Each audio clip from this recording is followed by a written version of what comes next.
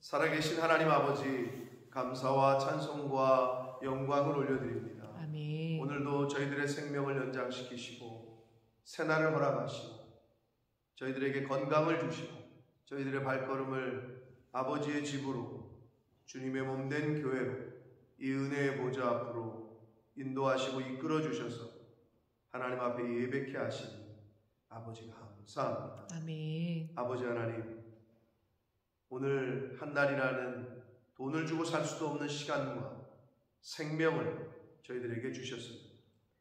오늘 주신 이 모든 것들을 통하여 하나님 아버지 앞에 감사하고 기뻐하고 하나님이 주시는 말씀들을 이루어가며 살 수 있도록 성령 하나님 저희들과 함께하여 주옵소서. 아멘. 이 시간 말씀을 듣기를 소원하고 받기를 소원하고 성령 하나님 이 시간 임하셔서 저희들의 눈과 입술과 귀와 마음을 영을 온전히 하나님께로 집중할 수 있도록 이 시간을 주장하여 주옵소서. 아멘. 예수 그리스도 이름으로 축복하며 기도 올려옵나이다. 아멘. 아멘. 자, 3장에서는 어제 우리가 본 대로 정의의 하나님이 어디 계시냐, 2장 17절에 정의의 하나님이 어디 계시냐라는 악한 사람들, 악인들의 그 질문에 말라기 선지자는 임박한 심판날을 선포합니다. 정의의 하나님이 어디 계시냐 도대체? 라고 말하는 악한 사람들이 요즘 주변에도 사람들이 그러죠. 하나님이 어디 있냐? 이렇게 얘기하잖아요. 자, 그러한 반문에 말라기 선지자는 하나님의 심판, 그것도 갑자기 그의 성전에 임한다. 임박한 심판을 선포합니다. 그날에는 악인들의 눈에는 보이지 않았던 하나님이 후련히 임하여 공의로 심판하실 것을 말씀합니다. 그래서 여기 그 1절에 나오는 내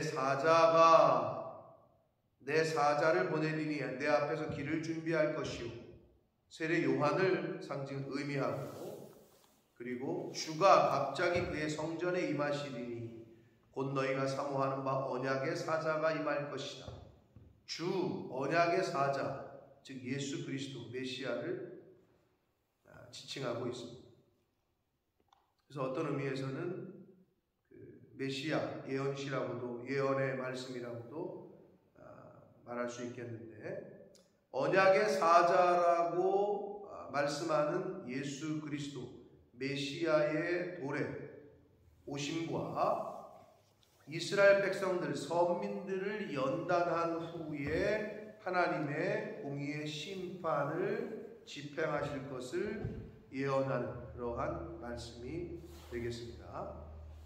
자, 1절 봅니다. 만군의 여호와가 이르노라. 보라, 내가 내 사자를 보내리니, 세례 요한을 말합니다. 그가 내 앞에서 길을 준비할 것이요 또 너희가 구하는 바 주가 갑자기 그의 성전에 임하시리니 곧 너희가 사모하는 바 언약의 사자가 임할 거다. 약속하신 메시아. 자, 근데 여러분에게 말씀드린 대로 말라기 선지자 이후에 세례 요한이 이 세상에 오기까지 약 400여 년이라는 암흑기가 있었습니다. 400년 동안 하나님의 말씀 그리고 선지자들도 하나님이 보내시지 않으세요. 그래서 그 시기를 신구약 중간기 또는 암흑기라고도 이야기를 합니다. 자, 그런데 그 기간이 끝나고 세례 요한과 메시아가, 예수님이 이 땅에 말씀대로 오십니다.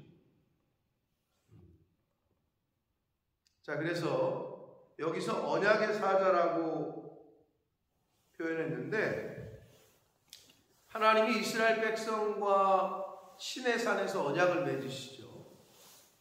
그 시내산 언약이 옛 언약이라면 이 여기서 말하는 언약의 사자는 바로 새 언약에 해당됩니다.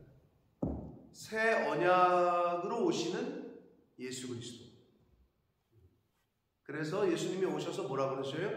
내가 너희에게 새 계명을 주노니. 그럼 옛 계명은 뭐예요? 그 전에 주셨던 모세를 통해서 주셨던 계명을 의미하겠죠. 그래서 새 계명을 내가 너희에게 준다 라고 말씀하십니다. 그런 의미에서 언약의 사자라고 할 수 있습니다.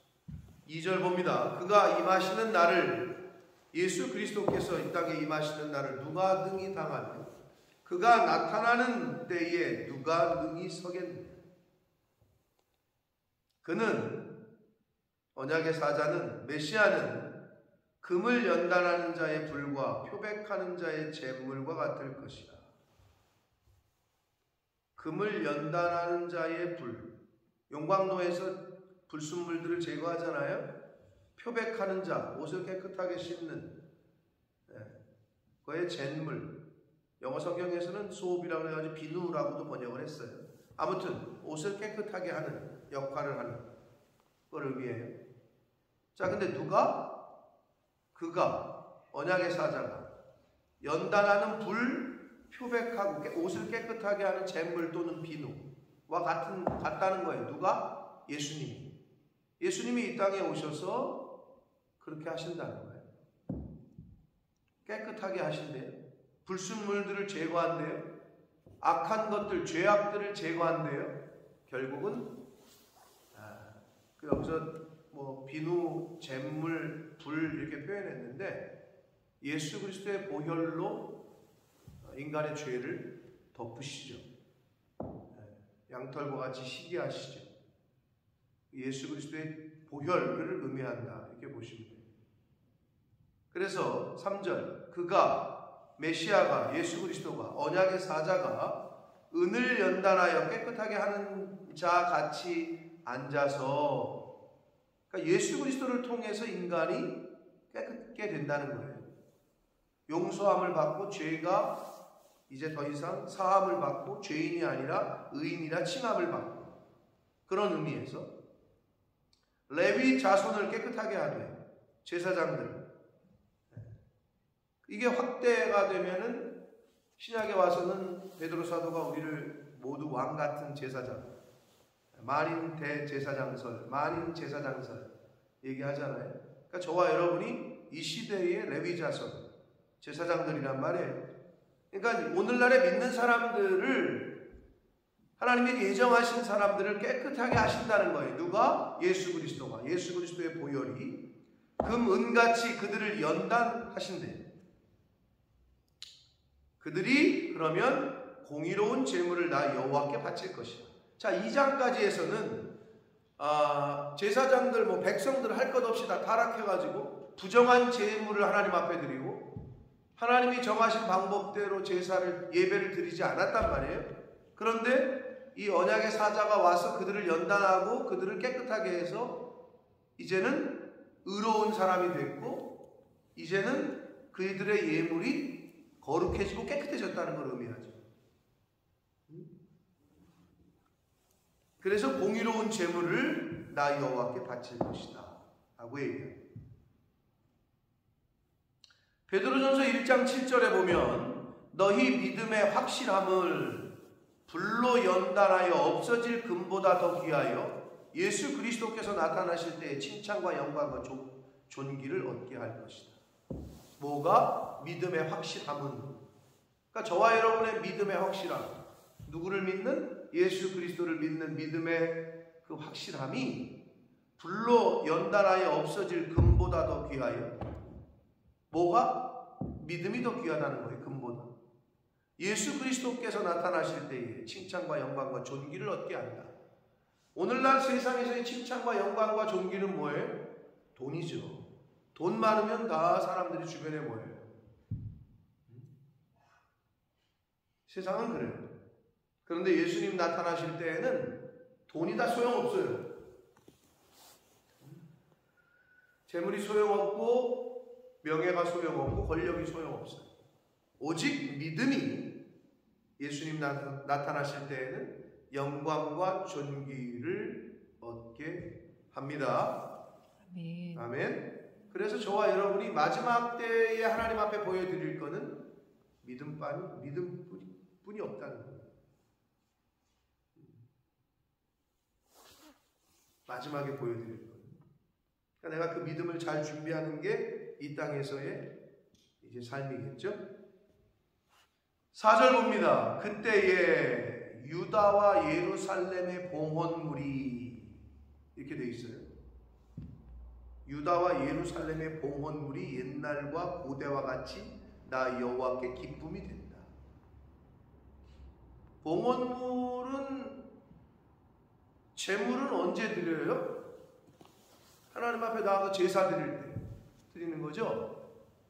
그럼 유다와 예루살렘의 봉헌물, 이게 은유적인 표현인데 모세 시대와 다윗 시대를 제외한 그 이후의 시대는 하나님을 늘 슬프게 한 시대였어요. 성경을 보면 모세 시대와 다윗 시대를 제외한 그 다른 시대는 하나님을 늘 마음 아프게 하고 슬프게 한 시대였어요. 자, 그런데 여기서 말하는 불로 순화되고 난 후에, 연단받고 난 후에 유다와 예루살렘은 신약의 예수 그리스도의 교회를 상징합니다. 교회를 의미해요.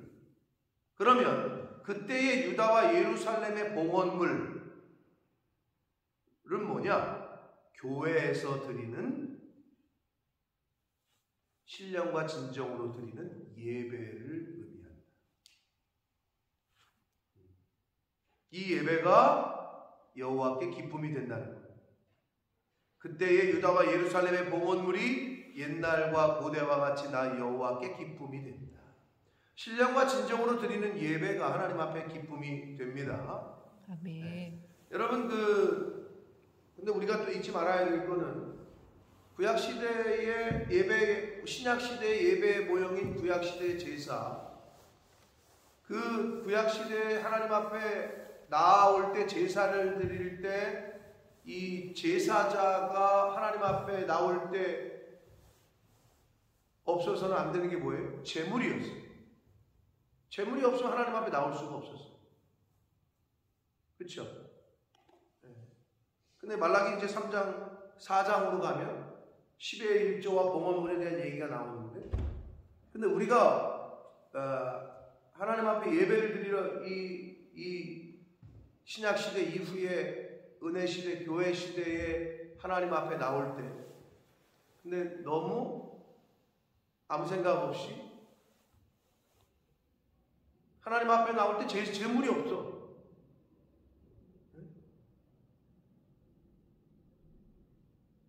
구별을 하질 않아. 빈손으로 와. 공수로 보여.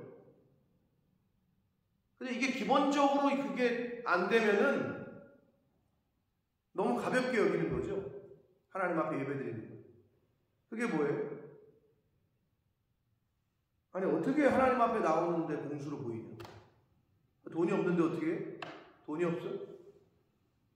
하나님이 아시지, 그거는 마음의 중심은. 액수가 중요한 게 아니라니까. 과부의 2랩돈. 없으면 1파운드라도 10파운드라도. 뭐냐? 마음이 없는 거야. 여러분, 새벽 성도 여러분들은 그거를 하나님 앞에 공수로 보이시면 안 돼요. 나올 수가 없는 거예요, 옛날 같아서는. 그 마음은 하나님이 아신다는 거죠. 있는데도 인색함으로 드리는지, 인색한지 아닌지는 우리는 몰라. 인간은. 하나님이 아시지.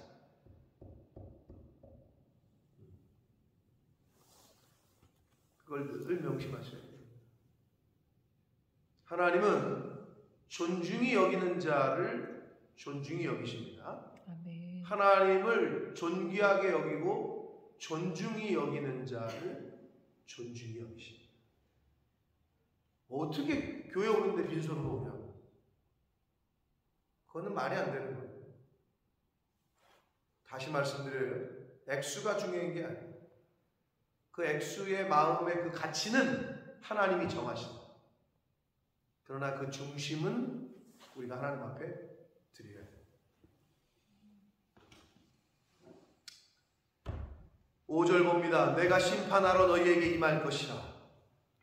이제 하나님의 심판하러 오신다는 것을 분명히 하십니다. 근데 누구에게냐? 여기서의 심판은 말 그대로 십자가의 의미는 심판과 구원 두 가지가 다 있다고 했는데 여기서는 부정적인 말 그대로 벌받는 사람들을 의미하는데요. 첫 번째, 점치는 자, 우상 숭배하는 사람들. 두 번째, 간음하는 자. 세 번째, 거짓 맹세하는 자. 네 번째, 품꾼의 삭세에 대하여 억울하게 하는 자. 다섯 번째, 고아와 과부를 압제하는 자. 여섯 번째, 나그네를 억울하게 하는 자. 일곱 번째, 나를 경외하지 아니하는 자. 마지막 일곱 번째가 가장 근원이 되는 죄입니다. 하나님을 경외하는 사람을 하나님을 경외하는 두려워하는 사람들은 앞에 있는 여섯 가지를 하질 않아요. 그런데 하나님을 경외하지 않고 두려워하지 않는 사람들은 앞에 있는 여섯 가지를 해요. 아무 상관없이. 나보다 힘없는 사람들 일 시켜놓고 제대로 돈 안 주고 어떻게 하면 깎으려고 그러고 인색하게 나그네를 대접하지 않고 고아와 과부 돌보지 않고 거짓말하고 우상 숭배하고 이런 거는 하나님을 두려워하는 사람은 하질 못해요. 근데 마지막 일곱 번째, 하나님을 경외하지 않는 자는 앞에 있는 여섯 가지는 다 할 수 있어요. 언제든지. 그래서 그 마지막 나를 경외하지 아니하는 자, 이게 그 죄가 바로 모든 근원이 되는 죄입니다. 이들에게 하나님이 심판하러 오십니다. 자, 그런데 6절, 나 여호와는 변하지 아니하나니 그러므로 야곱의 자손들아 너희가 소멸되지 아니할 것이다.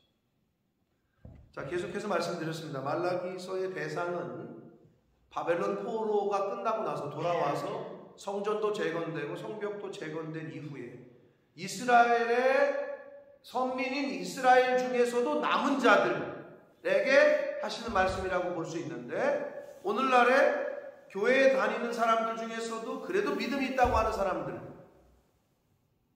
보시면 돼요. 그런데 그들이 어떻게 했어요? 그 이스라엘의 남은 자들, 바벨론 포로라는 하나님의 심판을 경험했어. 그리고 고국으로 돌아왔어. 그래서 하나님이 다시 성전과 성벽을 재건하게 하시는 은혜도 주셨어. 그런데 또 이런 짓을 했다고. 그럼 뭐냐? 은혜도 경험했어. 뭐 오랫동안 신앙생활하고 그냥 교회 생활은 다 알아. 돌아가는 교회가 어떻게 돌아가는지 다 알아. 그런데 그 사람들이 엉뚱한 짓을 한다. 바로 그걸 얘기하는 거예요. 그러니까 그런 요소가 우리에게 있다는 거지. 지금 교회 밖에 있는 사람들 얘기하는 게 아니라고요. 교회 안에 있는 사람. 그 중에 제일 첫 번째가 제사장 아니야. 제사장이 그런 짓 했고 백성들이 그런 짓 했고. 그러니까 저와 여러분이 정신 똑바로 안 차리면 하나님을 마음 아프게 하고 교회를 힘들게 하고 어렵게 하는 건 교회 밖에 있는 사람이 아니라니까요. 가장 교회 나야 나, 내 내면 속에 있는 이 죄성이 하나님의 교회를 힘들게 하고 어렵게 하고 주의 종을 마음 아프게 하고 하나님을 마음 아프게 하고 정신을 똑바로 안 차리면 그럴 수밖에 없다는 거죠. 이건 저나 여러분이나 누구에게나 해당이 됩니다. 자, 그런데 그렇게 변했단 말이에요. 이 이스라엘 백성들이, 야곱의 자손들이. 근데 하나님 뭐라고 그러시냐면 나 여호와는 변하지 않아. 이스라엘 백성들은 바벨론 포로라는 연단을 받은 후에도 또다시 하나님을 거역했단 말이에요. 그러니까 우리도 충분히 그럴 수 있기 때문에 그걸 조심해야 됩니다. 또다시 하나님을 거역했지만 변했지만 여호와는 변하지 아니하신다. 히브리서 13장 8절에 뭐래요? 예수 그리스도는 어제나 오늘이나 영원토록 동일하시다 라고 히브리서 기자는 13장 8절에서 말씀합니다. 나는 변해도 하나님은 변하지 않으시다. 아멘. 그러므로 야곱의 자손들아 너희가 소멸되지 않는다 이렇게 말씀하잖아요. 너무 감사한 말씀인데 이게 무슨 말이냐면 고난은 받고 연단은 받으나 소멸되지는 않습니다. 아멘. 하나님은 하나님의 택하신 자들에게 죽이시진 않아요. 언약을 하셨기 때문에. 그러나 언약하셨으니 너는 내 자녀가 되고 나는 너의 아버지가 된다. 그러면 자식이 망하는데 가만히 두고 보고 있을 부모가 어디 있어요? 그러니까 회초리를 드는 거예요. 그러니까 자꾸 징계를 내리시는 거야. 그러니까 징계를 받지 않는 아들은 진짜 아들이 아니라라고 얘기하는 거예요. 그러니까 성경에 뭐래요? 악인들의 형통함을 부러워하지 말라. 아니 저 사람들은 교회도 안 다니고 하나님도 안 믿는데 왜 이렇게 잘 되고 나는 하는 것마다 왜 이렇게 안 되고. 안 되는 게 감사한 거라니까. 길이 막히는 게 감사한 거라니까. 때로는 망하는 게 감사한 거라니까. 광야를 쫓겨나는 게 감사한 거라니까. 그게 성경에서 우리에게 주는 교훈이에요. 근데 어떻게 우리는 광야를 쫓겨나면 하나님 왜 그러세요? 망하면 하나님 왜 이래요? 나 이제부터 하나님 안 믿을 거야. 나 이런 교회 안 다닐 거야. 이러는 게 우리 모습 아니야? 그걸 언제까지? 하나님이 기다리기는 기다리셔야 돼요. 그러나 빨리 속히 돌이켜야 돼요.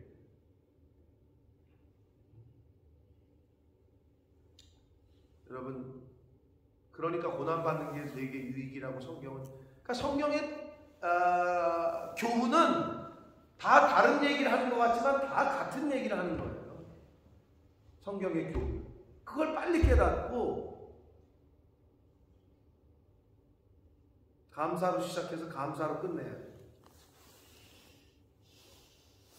근데 감사하지 않는데 조건이 자식이 대학 떨어졌는데 뭘 감사해요? 자식이 취직도 안 되는데 뭘 감사해요? 자식이 애도 못 낳는데 뭐가 감사해요? 사업이 망하는데 뭐가 감사해요? 감사하지 않을 건 또 뭐예요?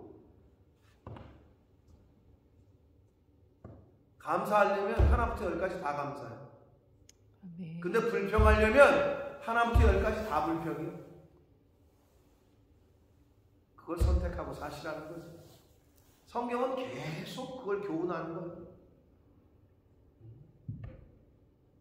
어떤 걸 선택하실 거냐는 거죠.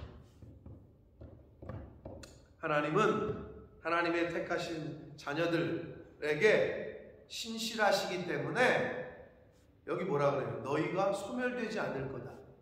절대로 너희는 연단받지 않을 거다. 너희는 고난받지 않을 거다. 이런 말씀은 성경에 없어요. 진짜 아들이면 너 징계 받는다잉. 너 진짜 아들이면 너 고난 받는다. 그 고난이 너에게 유익이다. 계속 가르쳐 주셔요. 그런데 왜 고난 받을 때 불평하냐고? 왜 불만을 하냐고? 그러니 이게 된 사람들은 뭐래? 수련회 가가지고 그 많은 사람들 앞에서 좀 졸았다고 일으켜 세워가지고 그냥 어디서 그냥 예배 시간에 졸고 앉았냐고 막 눈물 쏙 빼게 그냥 자기 자식을 혼을 냈더니 끝나고 나서 목사님 너무 감사하다고 더 혼내주시라고.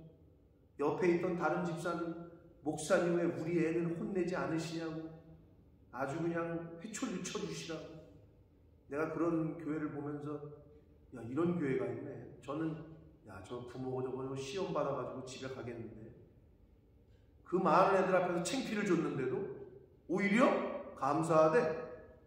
오히려 우리 자식도 그렇게 해달래. 아니 그게 성경적인 거 아니에요? 성경의 교훈을 보면 그렇잖아요. 그게 돼야 된다는 거지. 그게. 사랑하는 성도 여러분, 말라기서에 있는 이야기가 그 수천 년 전의 이야기가 아니라 오늘 저와 여러분 앞에 당면에 하게 놓인 현 문제들이 다 있는 거예요. 이스라엘 자손 중에서도 남은 자들이 다시 하나님을 거역했다. 다시 배신했다.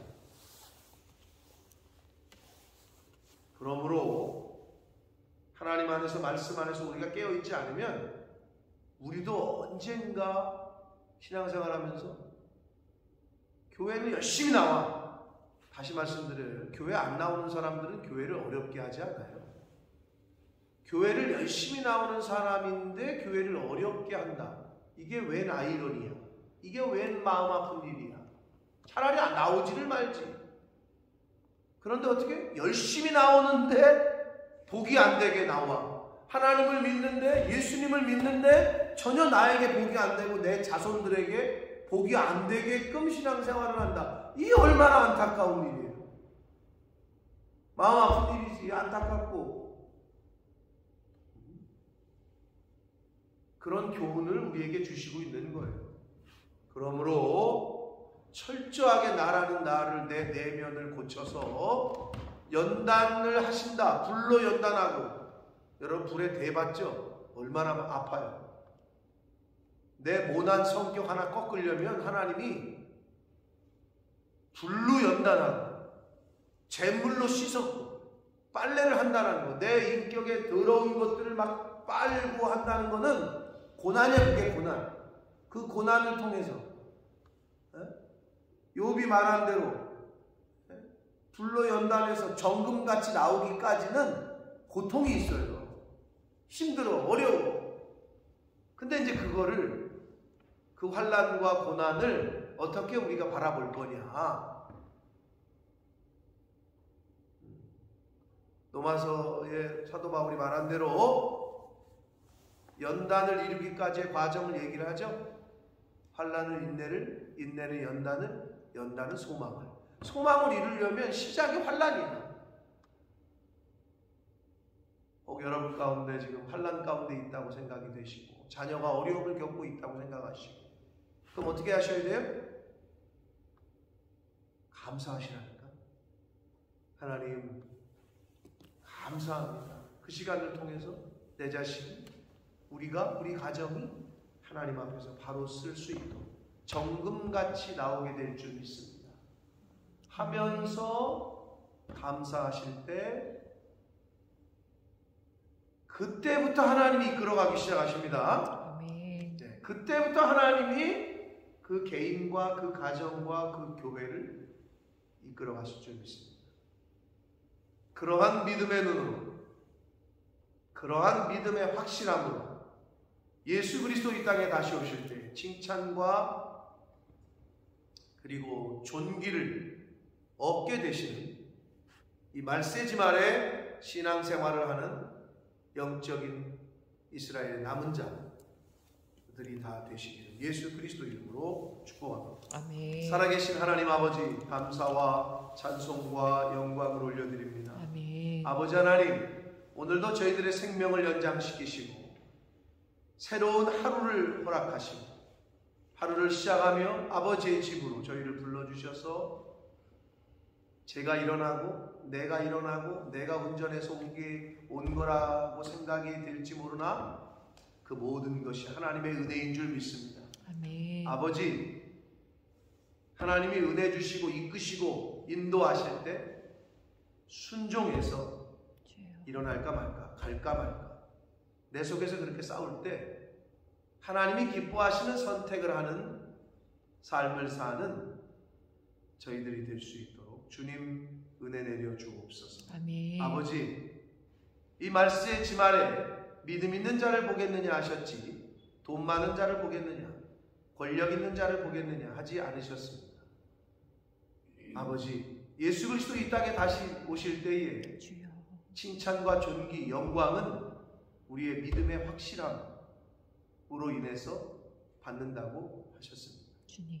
아버지, 하나님 앞에 가는 그 순간까지 우리의 믿음을 잘 준비하고 믿음의 지경을 넓히 굳건히 하는 그러한 이 자리에 있는 한 사람 한 사람 한 영혼 한 영혼들 되도록 저들이 속한 가정이 되도록 주님의 몸된 교회가 되도록 주여 은혜 내려 주옵소서. 아멘. 예수 그리스도 이름으로 축복하며 기도 올리옵나이다. 아멘.